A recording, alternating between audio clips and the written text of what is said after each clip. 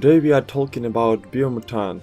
Oh boys, this is a THQ Nordic published game developed by a small Swedish development studio Experiment 101, and it has been in the works for a long time, like many years, and we have been really looking forward to it. Just because of the concept itself. On paper it is an open world kung fu sci-fi post-apocalyptic RPG adventure where you make your own little rock and raccoon type character and you tear it up and customize stuff, ride vehicles and basically do anything and kill stuff. I have been playing it for about a week now, and while the game does cram all those elements in here, it is not all cohesive or successful. Some of it is wondrous and charming and lets you disappear into it, and other aspects of the game are just not fulfilling at all. It is not a complete disaster. I am just mixed on it, so I want to be completely upfront with you guys. I don't hate the game, but it does seem like some other colleagues on YouTube and the internet feel differently at first reaction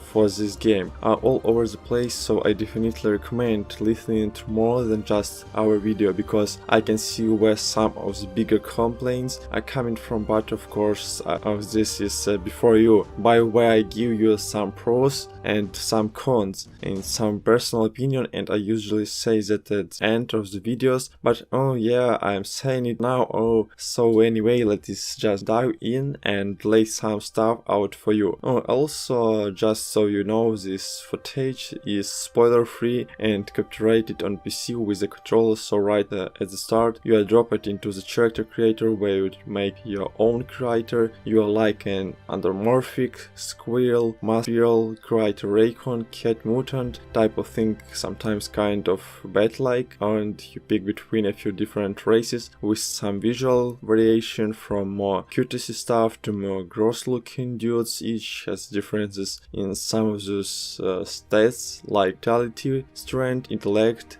agility, charisma, resistance, stuff like that, but these stats points are adjustable thanks to a cool little slider when you can choose which to prioritize. So like the visual differences like move towards strength and you get bulkier, give yourself a bigger head because you have higher intellect skills, so I guess you have a bigger brain, move towards agility, and you are more skinny and obviously agile, but the way that you start doesn't really matter too much because you can just level up whatever skill you want later without really looking different. You will also be able to choose a starting resistance like resistance to heat or cold, or contaminated areas, so contained areas will give you less of a penalty. Then you also of course choose your class, and there is like an all-around class guns, a melee and agility focus class, a hero class, a magic class, a bit of a technical class, and a mercenary class.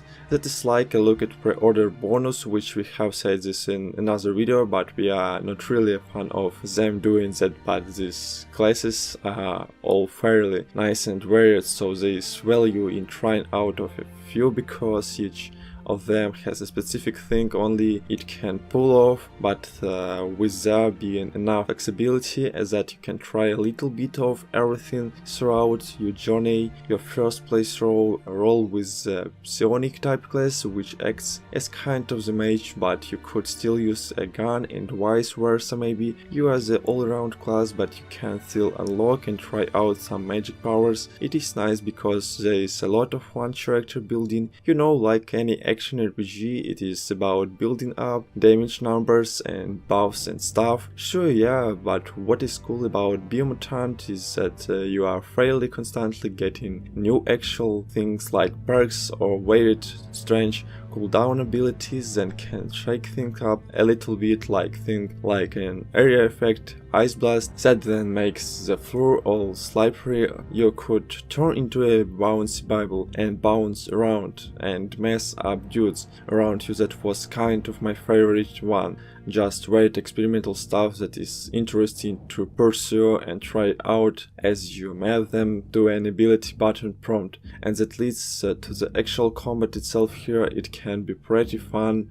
You can dodge, you can parry, you can aerial juggle, jump, slice, slash, bash, punch, kick and use your guns and magic, and also nail 3 special attacks in a row, and you can access kind of like an overthrow it status where you go into kung fu variety, which is even cooler. It is a lot, and the game seems to maneuver through most of it at least. Fairly well enemies are your size or much larger, and some of the big guys, if you slam them, you can mount them and then hit them with extra damage with a cool animation. Using guns is pretty fun because they are fast and chaotic, and you can go into various like cartwheels and sideways device Max Payne style, and like flips while you are shooting to make it all even more chaotic and fun. There are some fairly good combos with some good combo execution. Will for a little bit of extra depth to the game does have a habit of having some varied animation looks, so where like sometimes you might trigger something by mistake and then the character kicks into this crazy varied animation. Sometimes there is not even an enemy in front of you, so it can feel a little bit jacked up here and there. Same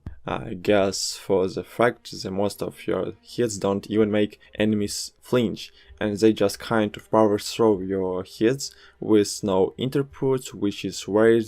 That is not all the time so, and when the combat does get into a groove, it can be pretty fun. It is not as tight as something guns and swords like Devil May Cry or Biomutant, but it is not just a rigid old RPG either. It's like a dash of Arkham, a dash of Devil May Cry, but like it is really, it's one thing, especially with the emphasis on some martial arts and maneuvers and stuff, especially more impressive with the amount of different weapons and move sets, from like heavy sword to dual wielding to one-handed swords, or maybe a hand-to-hand, or maybe a staff or boomerang. They all have their own animation and little bit of different feel, and it is really cool to experiment every time you pick something up on screen. Chows can get pretty nuts, and occasionally the camera can screw you over, but otherwise it is impressive to see it all unfold, especially with comic book design gears and stuff. Some people may wish the game has like a hard lock-on system, but the lack of it didn't really bother me too much personally. Really. Long story short, combat's alright,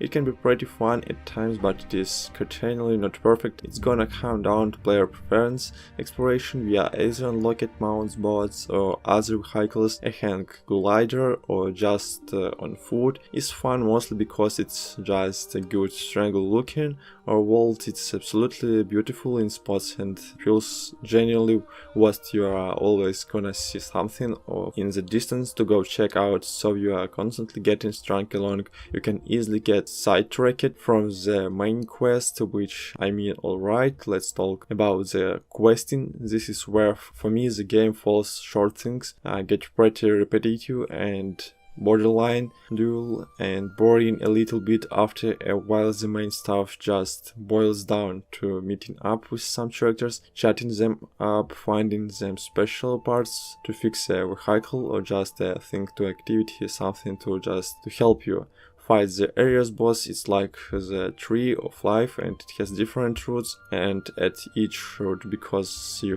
have to save the tree, you have to kill these big gross things, but all kind of gas done in a similar fashion. Each time is kind of like a rinse and repeat type of thing. So while it is fun that there is always at least something new, like a new customizable image, then a new badass, just sky stuff like that, it all manages to still feel like you have seen it all. Questing in Objective wise pretty early on the couplet, with some pretty empty feeling areas like, and some copy and pasted areas like interiors and some of the base camps and stuff, and the tones gives the game that like a bit of an Unreal Helmian vibe sometimes, and that is a shame because some of the foundation of like the crafting stuff is pretty awesome. The most rewarding thing from exploring is finding the loot. Maybe it's like valuable item pieces or weapons, or just in crafting components, meaning pieces of weapons. These parts are all unique and interchangeable,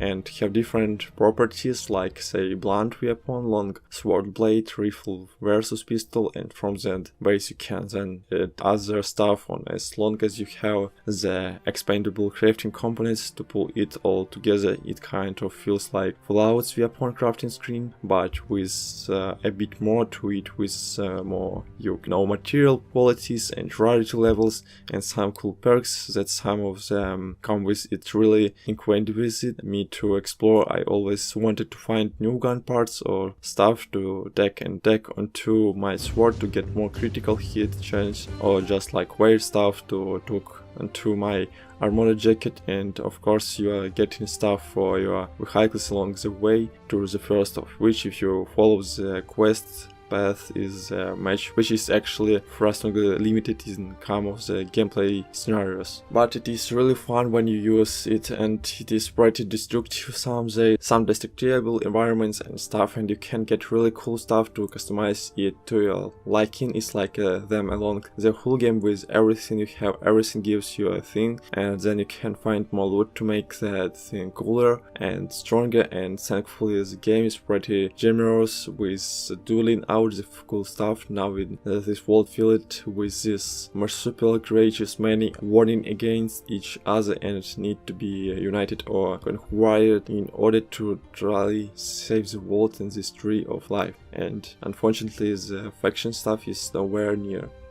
Still again, I want to reiterate, it was a great risk that they took here, and I agreed that even if I did not totally work out for my personally, but the morality system was let down for me, who usually likes this stuff. The fact is, it kind of just shows this acquired choices on you just did not really flow right for me. So that main quest is pretty simple and has only a few big memorable moments filled with a lot of wandering around and some quests in between, and a bit of controversial ending depending on who you are and how you play it, but just by first impression. But the main quest ain't not all of it, because this game world is absolutely massive with a ton of different biome variation and a lot of varied places to explore, and that's where I had the most fun learning about this world, listening to the music, which the music can get a little repetitive sometimes, especially the conversation music, but I degrees just gliding or reading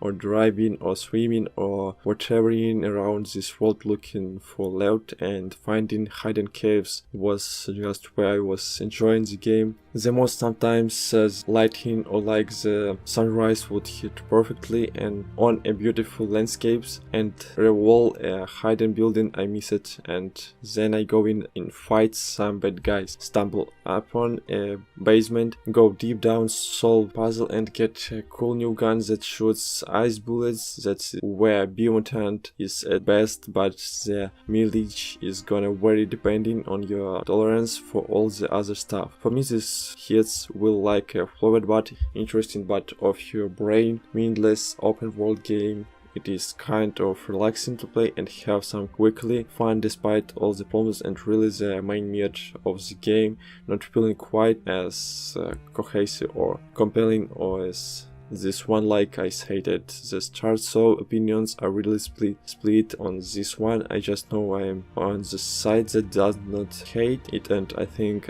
you should get a bunch of different opinions about it before deciding to throw down full price cash for this, because for me it's not the strongest recommendation I could ever make. But like I said at the start, we give some pros and some cons and some personal opinion that I just did not really deal with, so let me know where you are thinking. If you are watching this, it comes out a day before the game release, so let us know your expectation, but also let us know what kind of chapter you are gonna roll. And if you are watching this later, if you have been playing so far, we would love to hear your opinion now. If this helped you out, maybe steered you in the right direction, all you got to do is click the like button. This really